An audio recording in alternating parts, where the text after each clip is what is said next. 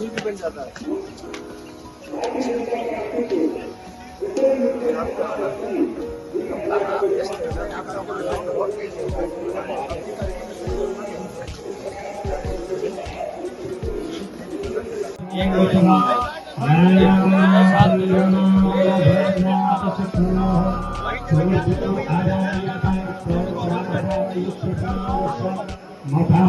महाराज जी, आज 35वां रामायण मेला, अंतर्राष्ट्रीय रामायण मेला का यहाँ पे उद्घाटन हो रहा है और आप राम कथा वाचन में आप एक सर्वश्रेष्ठ वाचक के रूप में आपका नाम भी प्रख्यात है।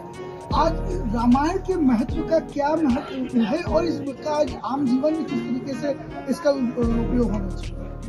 मैं सर्वश्रेष्ठ कथावाचक नहीं, मैं बहुत छोटा सा कथावाचक हूँ।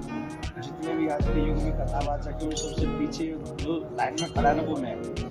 लेकिन हाँ, ये भगवान की कृपा है कि मुझे कथा करने का सौभाग्य मिलता है और आज मेरे ऊपर और भी कृपा है भगवान की कि मैं श्रृंगवेरपुर में, जहाँ भगवान श्री राम त्रेता युग में पधारे थे, ये बहुत बड़ी कृपा है कि मुझे ठाकुर जी ने यहाँ भेजा है कि मैं गंगा मैया के दर्शन कर रहा हूँ। और उस समय के निषाद राज ने भगवान श्री राम से मित्रता करके उनके साथ खड़े रहे और आज के समय के हमारे निषाद संजय डॉक्टर निषाद ने जिस तरीके से प्रेम का प्रदर्शन यहाँ पर आकर जब मैं मिला तो इतना जितना किया है वो अद्भुत है।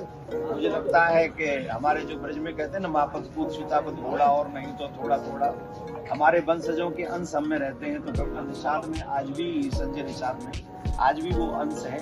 और रही बात रामायण की, तो रामायण जो भगवान श्री राम का चरित्र है वो हमको सिखाता मानवता के विषय में।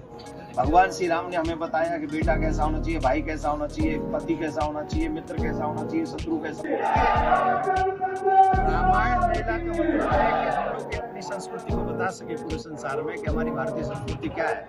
तो मैं आज के दिन अपने उत्तर प्रदेश योगी सरकार जी से यही निवेदन करूंगा, योगी जी की सरकार से, कि राम का जो चरित्र है, सीता माँ का जो चरित्र है, रामायण में जो पारिवारिक व्यवहार है, ये पारिवारिक व्यवहार रामायण के माध्यम से बच्चों को सरकारी स्कूलों में, प्राइवेट स्कूलों में कम से कम 5 क्लास से लेकर 10वीं क्लास तक अनिवार्य करना चाहिए, जिससे हमारे बच्चों का जो भविष्य है वो पूर्व बच्चे जो हैं, वो लड़के हैं वो राम के पद चिन्हों पर चल सके और जो कन्याएं हैं वो माँ भगवती सीता के पद चिन्हों पर चल सके, जिससे बुढ़ापे में माँ बाप की आंखों में आंसू ना आए। रामायण और गीता हमारे बच्चों को अवश्य पढ़ाना चाहिए, यही मांग हमने यहाँ से की।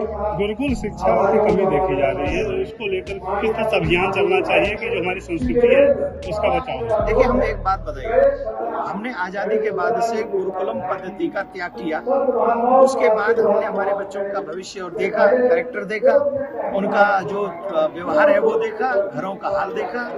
तो ये जो मॉडर्न एजुकेशन है जिस तरीके से हमारे बच्चों का पतन कर रही है, ये गुरुकुलम पद्धति से ही हमारे बच्चों के पतन को रोका जा सकता है। रामायण गीता कंपलसरी होनी चाहिए। धन्यवाद। वो बर्बाद कर देगी। और देखिए, आप जाके देखिए स्कूलों में क्या हो रहा है। वहां पे एक लड़की एक लड़का डांस कर रहे हैं और ये क्या बोलते हैं टीचर्स और वो स्कूल के सारे लोग, बोले क्या हो रही है, एक्टिविटी हो रही है।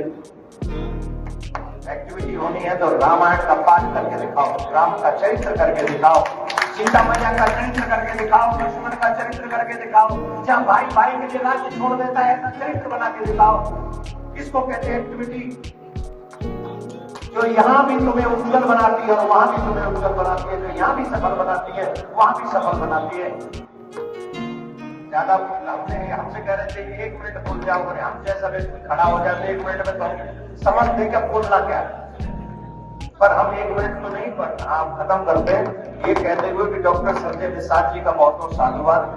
मैं कल कानपुर में कथा कर रहा था, सारी रात चल के प्रयागराज पहुंचा और सुबह सुबह ही मुझे फोन आ गया हमारे मंत्री जी का कि आपको आना है। हमने और हमें क्या प्रोग्राम बताया था, 10 बजे आ जाओ, 10:30 बजे मेरी।